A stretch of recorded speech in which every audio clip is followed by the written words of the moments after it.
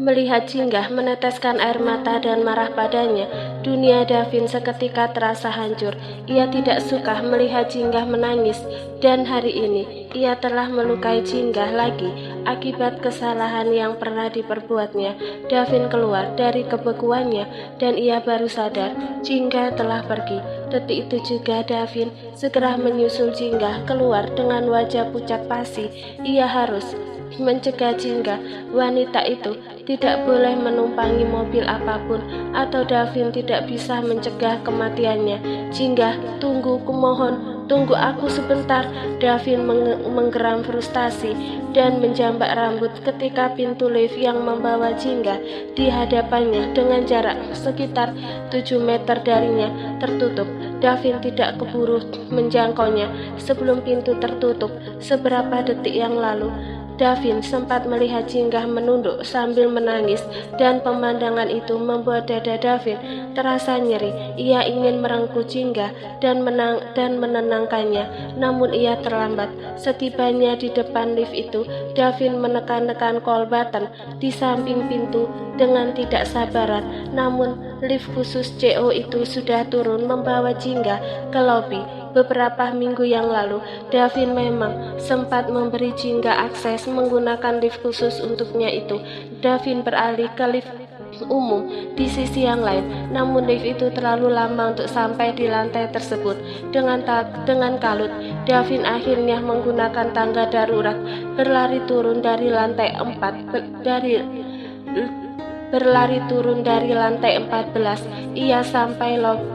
Ia sampai di lobi dengan nafas tersengal-sengal, keringat bercucuran di dahi, dan sialnya, ia tidak menemukan sosok Jinggah di lobi. Saat Davin menatap ke arah luar, ia melihat Jinggah ternyata sudah memasuki mobil yang dikemudikan Dodi. Davin berlari mengejar, namun mobil itu sudah melesat pergi. Teriakan Davin terdengar frustasi saat ia menyadari ponselnya tertinggal di meja kerjanya. Di tengah kekalutan itu, sebuah mobil berhenti di depan lobi. Seorang pria yang merupakan bawahan Davin keluar dari mobil tersebut. "Saya pinjam mobilmu," desak Davin tanpa berpikir panjang. Ia tidak punya banyak waktu untuk mengambil mobilnya sendiri di parkiran. "Iya," pria itu tampak kebingungan sekaligus kaget. Lalu akhirnya ia mengangguk. "Silakan Pak, hubungi Vincent," titah Davin seraya menyambar kunci mobil dari tangan pria itu. "Bilang padanya, telepon Dodi dan suruh Dodi menghentikan mobilnya sekarang juga." Pria itu kembali mengangguk dan masih bingung melihat CO-nya itu tampak kalut dan terburu-buru. Davin masuk ke mobil tersebut dan melajukan kendaraannya dengan kecepatan tinggi. Gilang, nama pria itu, cepat-cepat menelpon Vincent, namun asisten pribadi Davin itu tidak mengangkat panggilannya. Sambungan Gilang baru terangkat di panggilan kelima, dan Gilang cepat-cepat menyampaikan pesan dari Davin kepada Vincent. Isak tangis Jinggah terdengar memilukan memenuhi seisi mobil, seakan tidak peduli pada Dodi yang tampak mengkhawatirkannya. Dada Jinggah terasa sangat sesak dan ia kesulitan bernafas. Ia memukul dadanya untuk kesekian kali. Rasanya menyakitkan sekali ketika ia tahu bahwa lelaki yang selama ini ia benci ternyata lelaki yang sangat ia cintai dengan sepenuh hati. Jinggah belum bisa menerima kenyataan bahwa Davinlah yang melakukan perbuatan bejat malam itu kepadanya. Ponsel yang berdering membuat Jinggah berusaha menghentikan tangisannya. Walau pada akhirnya ia gagal, nama Arun terpampang di layar. Setelah berdeham, ia mengangkat panggilan tersebut. "Iya, Bi," suara Jinggah terdengar sengau dan bergetar. "Bu Jinggah baik-baik saja? Kurasa aku baik-baik saja, tapi Bibi jangan khawatir." "Kenapa, Bi?" Bu," nada bicara Arun terdengar panik sekaligus khawatir.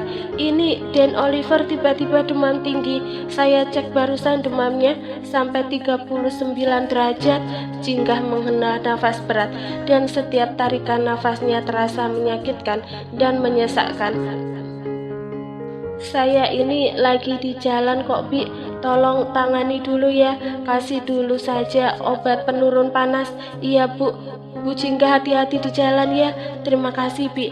Jingga menutup panggilan telepon dengan perasaan khawatir. Detik berikutnya giliran ponsel Dodi yang berdering. Sang sopir itu menempelkan ponsel di telinga kiri. "Iya, Pak Vincent, saya ini lagi di berhenti sekarang juga." "Oh iya ya, baik-baik." Dodi menaruh ponsel ke dashboard.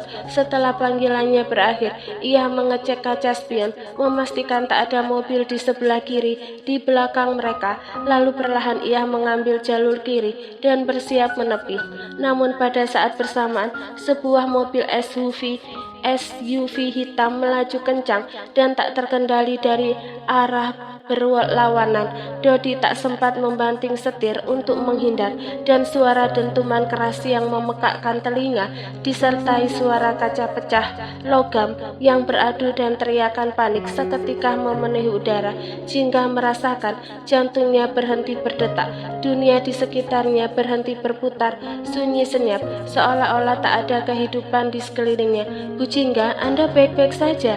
"Bu, Anda bisa mendengar saya, Bu?" "Bu," suara Dodi yang awalnya terdengar seperti suara orang tenggelam di dalam air, perlahan-lahan terdengar lebih jelas di telinga Jingga dan berhasil mengeluarkan Jingga dari ketersiamannya. Jingga membuka kelopak mata, menatap sopirnya yang menatapnya khawatir dari kursi depan.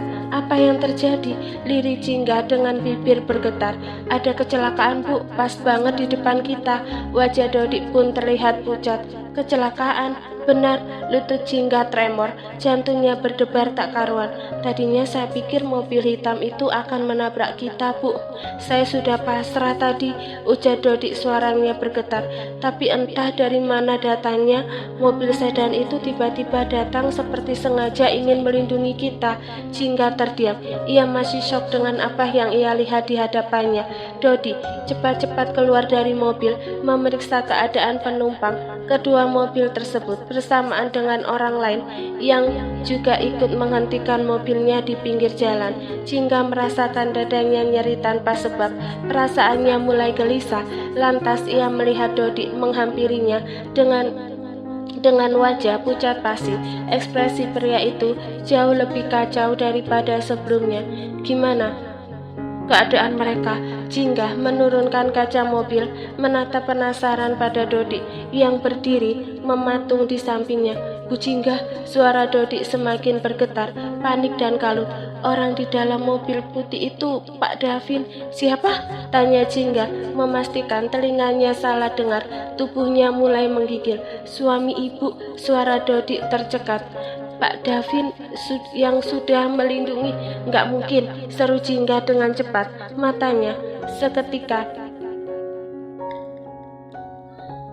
Matanya seketika memanas dan pandangannya memburam.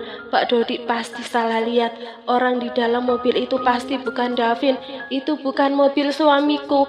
Jingga membuka pintu mobil, berlari menghampiri mobil putih itu dengan panik dan jantung yang berdegup kencang hanya untuk memastikan kalau Dodi salah lihat. Dev, kamu tidak apa-apa kan?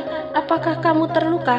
"Maafkan aku sayang," ucap Davin dengan senyum yang dipaksakan. Jingga langsung memeluk erat Davin sambil meneteskan air mata. "Aku sangat mengkhawatirkanmu, Dev." Setibanya di rumah, Davin berjalan pelan. Lalu, tanpa diduga-duga, Davin menjatuhkan lututnya ke lantai, membuat Jingga terkesiap dengan mata terbelalak. "Dev, apa yang kamu lakukan?" Davin mendongak, menatap Jingga dengan tatapan yang seketika berubah sendu.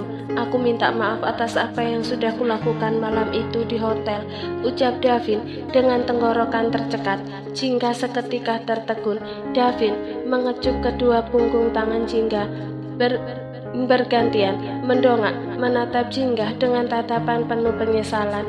"Aku juga nggak bermaksud menyembunyikannya lebih lama darimu," lanjut Davin. "Hanya saja aku belum menemukan waktu yang tepat untuk mengatakan semuanya padamu sayang." Jingga menatap Davin tanpa berniat menyela. Davin mengeratkan genggamannya pada tangan Jingga. Tatapannya menembus ke dalam mata Jingga dengan lekat. "Maaf, karena aku sudah menodaimu dan menghancurkan mimpi-mimpimu. Kamu benar, aku memang brengsek. Aku juga merasa aku laki-laki yang buruk. Dan kata-kata Davin seketika terhenti saat Jingga tiba-tiba berjongkok dan memeluknya. Davin membeku, dadanya terasa nyeri mendengar tangisan lirih dari wanita itu. Maafkan aku, bisik Davin seraya memeluk punggung Jingga dan mengusapnya lembut, membiarkan Jingga menumpahkan tangisannya di dada. Maaf, Jingga menggeleng. Ia mendongak menatap Davin dengan pandangan memburam. Apa yang kamu lakukan malam itu memang brengsek, Dev, lirihnya, lalu tersenyum di sela-sela tangisannya. Tapi semuanya sudah terjadi dan aku gak bisa menyalahkan kamu terus-menerus. Di sisi lain, aku bersyukur karena laki-laki itu adalah kamu, ayah Oliver. Ternyata kamu. Karena jika itu orang lain, aku akan menyimpan kebencian seumur hidupku. Davin merasakan beban di dadanya berkurang saat mendengar kata-kata Jingga. Hatinya bergetar melihat Jingga menangis di pelukannya. Ia memeluk Jingga dengan erat, merasa bersyukur karena Jingga masih memberinya kesempatan.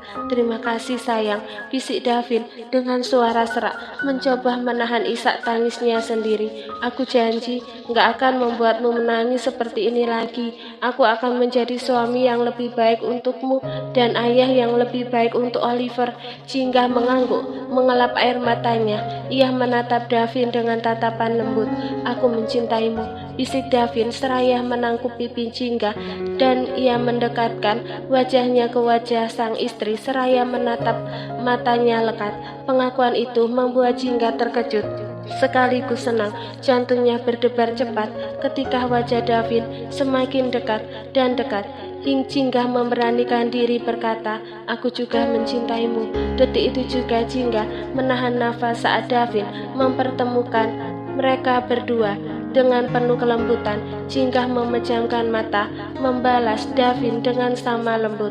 Mereka penuh dengan kerinduan yang terpendam sejak lama, seolah-olah dunia di sekeliling mereka berhenti berputar.